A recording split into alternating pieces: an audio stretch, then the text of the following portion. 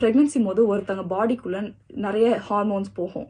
அது வந்து அவங்க பாடியை வந்து பர்த்காகவும் ரெடி பண்ணுறதுக்கு, பிறகு அந்த குழந்தை வந்து நல்லா வளர்கிறதுக்கும் அந்த ஹார்மோன்ஸ்லாம் ஹெல்ப் பண்ணிக்கிட்டு இருக்கும். இப்போது 6th 7th மந்த் இந்த 2 மாதத்தில் ஒரு பீக் ஆகும் ஆஃப் ஆக்சிடோசின். இந்த பீக் வந்து எதுக்குன்னா ப்ரைமரிலி அவங்கள வந்து லேபர் அண்ட் பர்த்துக்கு வந்து ரெடி பண்ணுறதுக்கு.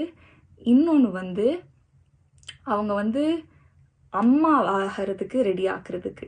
அப்போது அந்த குழந்தை வந்தோடனே எல்லாமே கரெக்டாக இருக்கும். அப்போது இந்த பீரியடை வந்து இங்கிலீஷில் நெஸ்டிங் அப்படின்னு கூப்பிடுவாங்க. அதுக்கு லிட்ரல் டிரான்ஸ்லேஷன் வந்து கூடு கட்டுறாங்கன்னு அர்த்தம். அப்போது இந்த அம்மாலாம் செலவு பண்ணுறதோ இல்லாட்டி லைக் அவங்க பிள்ளைக்காக செய்கிறதோ நீங்கள் வந்து அந்த கேட்டகரியில் தான் போடணும். இப்போ 5 6 7 மாதத்தில் பண்ணுற விஷயம்லாம் அவங்களுக்கே கூடு கட்டிக்கிட்டு இருக்காங்க.